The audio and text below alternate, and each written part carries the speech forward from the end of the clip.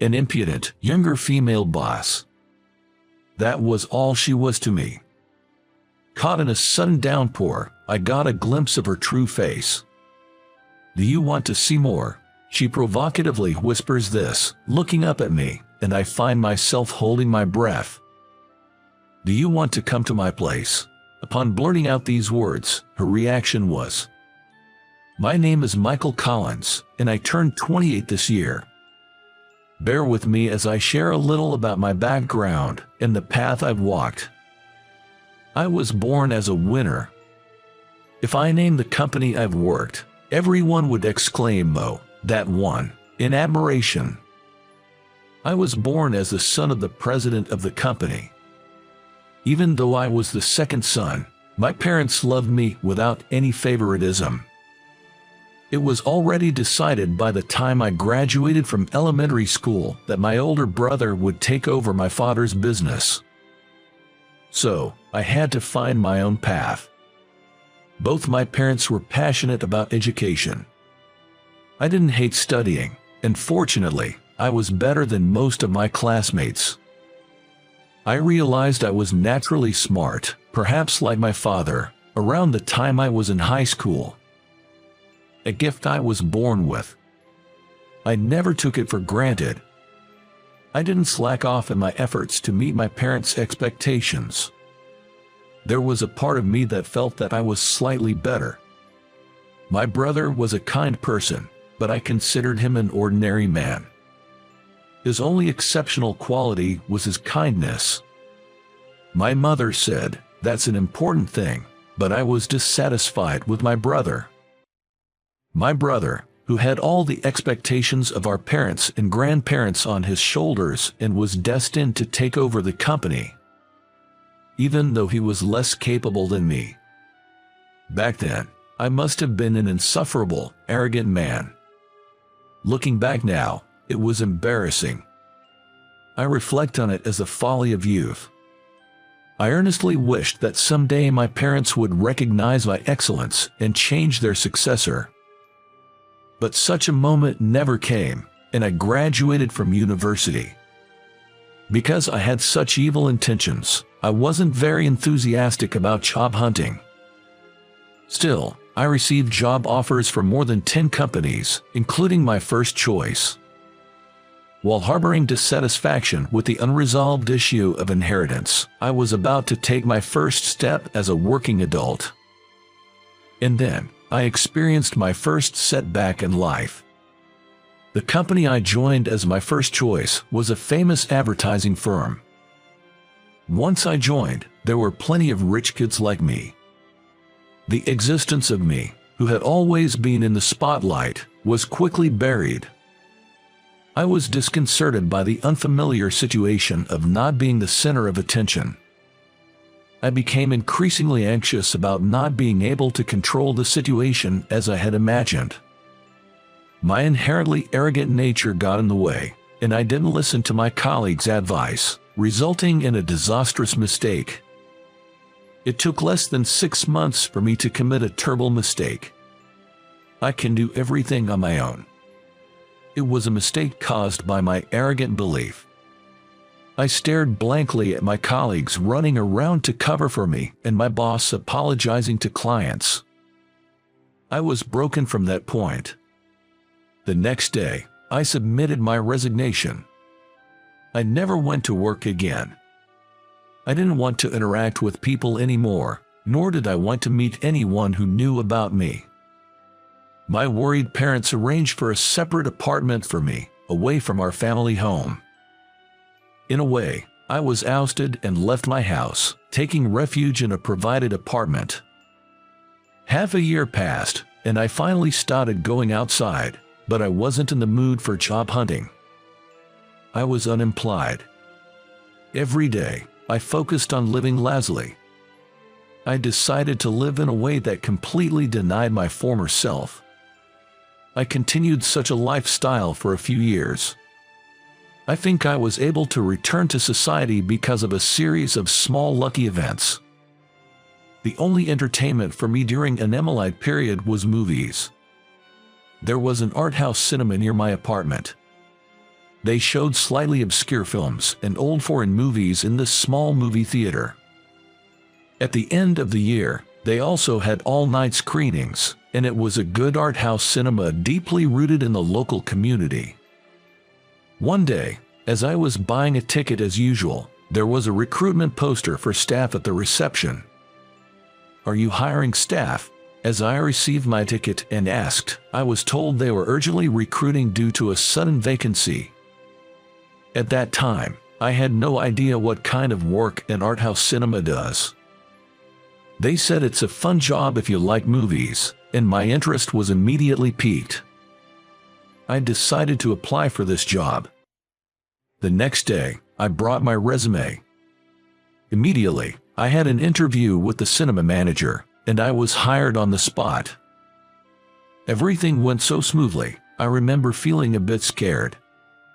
I was worried about what to do if it turned out to be an incredibly harsh company when I returned to my apartment.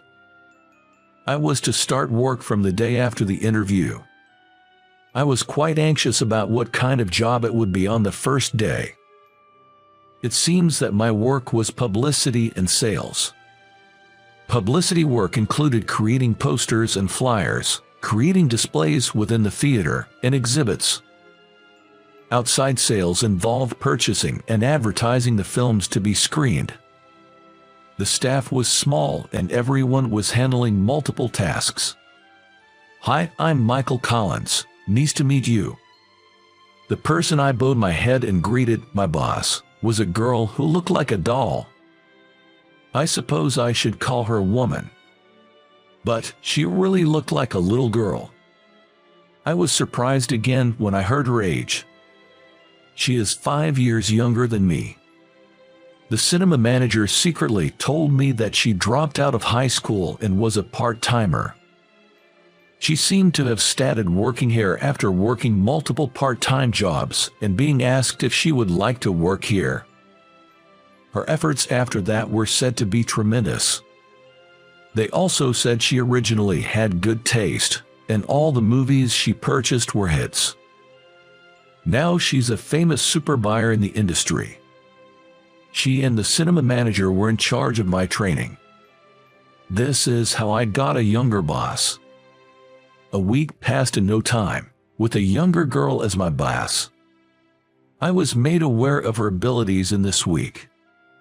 The skills I had developed during my student days were of no use. I was racking my brain every day over my incompetence.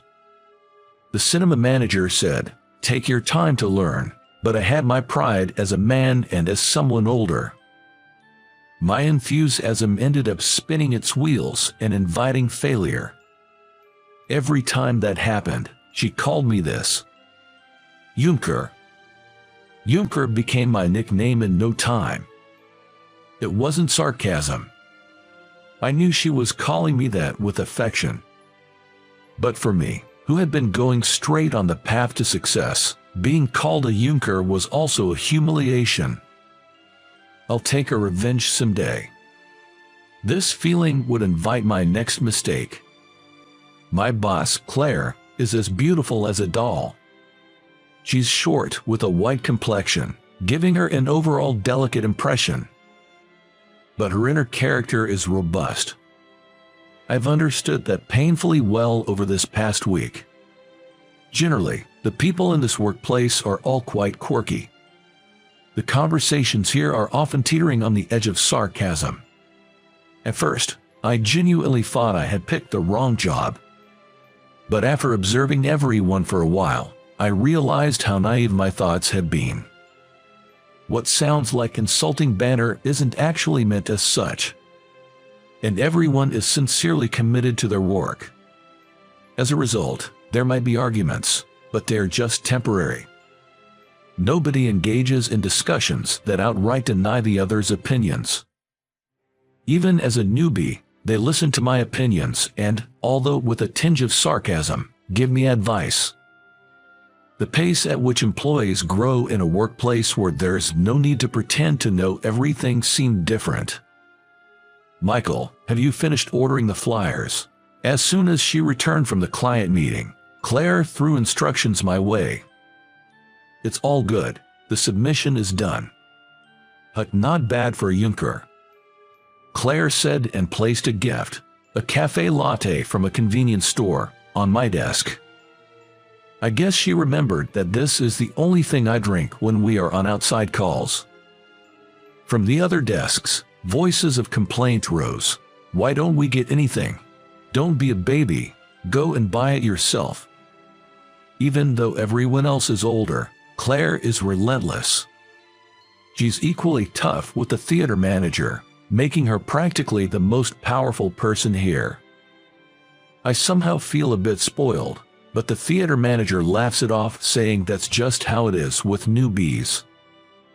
I can't always be babied by those younger than me.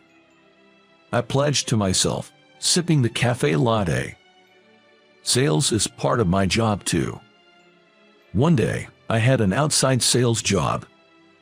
Claire was accompanying me.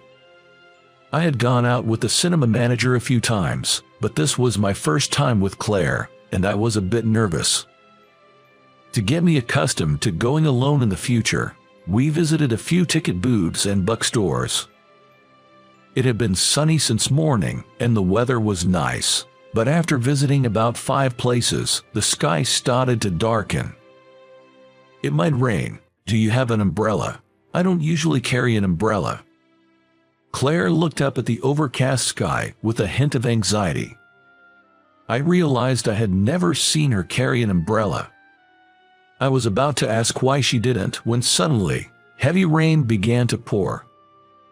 A sudden downpour. There's nothing we could do about this sudden heavy rain. Caught in the middle of a crosswalk, we started running. We managed to duck under a store awning and escape from the rain.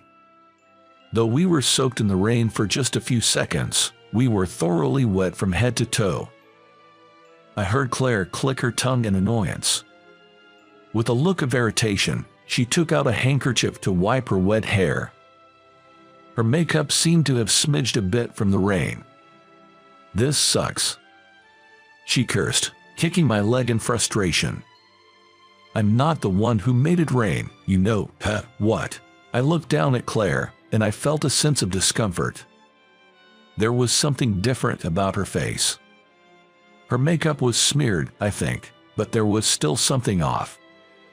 Observing closely, I realized what was causing this discomfort. Claire, did you have beauty marks under your eye?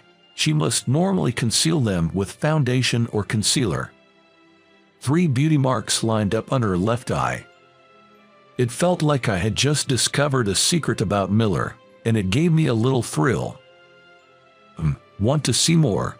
She whispered, looking up at me, and my heart skipped a beat. It was pretty sexy.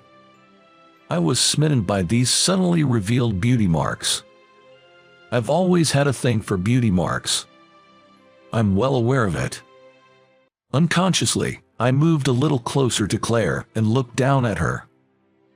Do you want to come to my place? It's not far from here. Upon hearing my words, Claire's face turned bright red. I also started to feel a bit embarrassed. I tried to smooth things over, but before I could say anything, I got a swift kick in the shin. Ouch! Hey, what was that for? Shut up, you're such a Junker, stop talking nonsense. Claire spat out these harsh words, leaving me crouched there in pain as she ran off. The rain hadn't stopped. She'll be soaked by the time she gets home. I hope she doesn't catch a cold. I started to worry.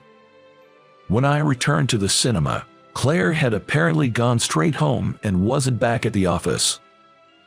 The next morning, Claire's attitude was unmistakably cold. She was deliberately avoiding me.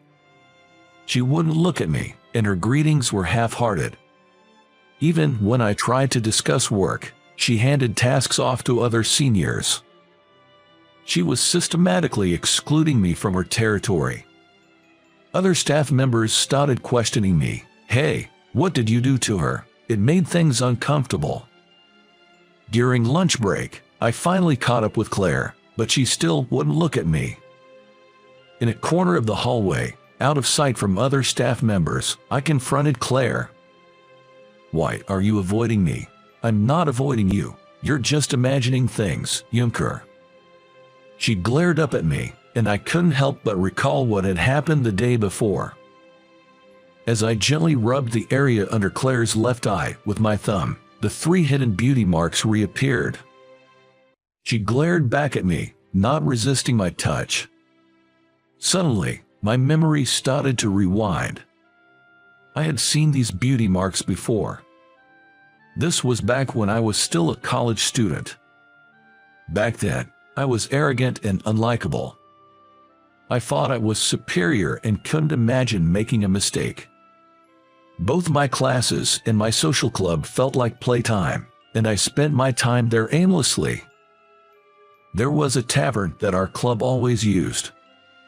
An Italian-style tavern, a little fancy, perfect for wooing girls. That day, we had a mixer, 3 friends and 4 girls. I think most of the girls were interested in me. My buddy noticed it and began to get irked. I think if he's going to get irked, he might as well work on himself, but he doesn't seem to have that kind of ambition. Even worse, he started making passes at the young waitress who brought us our food. The girl, who looked about high school age, was blushing and clearly uncomfortable. Her hair was dyed silver and cut into a pixie style, adorned with several piercings. I thought maybe she was a bit rebellious. Because of her appearance, I assumed she could easily avoid the flirt. But I soon realized that appearances can be deceiving. She was genuinely distressed. Unable to rebuke the customer too harshly, she seemed to lack the experience to handle the situation smoothly. Seeing this, I, who had been trying to charm the doll-like beauty sitting next to me, signaled her with my eyes to hold on for a moment. "Hey, enough is enough. Can't you see she's upset?" I reached out, grabbing my friend by the collar as he leaned towards the waitress. While he was flailing, I managed to tell the waitress, "Go ahead, get out of here." "Dude, you've crossed a line." I patted my friend on the shoulder, laughing and diffusing the situation. From inside the counter, I could see the waitress bowing repeatedly to me. There were 3 little moles under her eyes. That's right, now I remember. Wait, the waitress, from that Italian bar. At my outcry, Claire gave a sharp click of her tongue. I had frequented that bar many times until I graduated. I must have seen that face countless times. "Aren't you going to marry that doll-like girl?" Claire asked out of the blue. She must be talking about my girlfriend from college. A girl who looks just like Claire now. As I thought about it, I suddenly realized. I can't believe it, it might be my misunderstanding, but... Claire, is that outfit a cosplay? Immediately after, I felt a sharp pain in my chin and groaned. Claire's headbutt had landed right on my chin. I crouched on the spot due to the pain, and Claire stood over me, looking triumphant. "Choose your words carefully, Junker," she declared arrogantly, looking down at me and clicking her tongue. As she walked away, I thought I heard a quiet thanks for back then. "Cinema manager, I have something to ask you."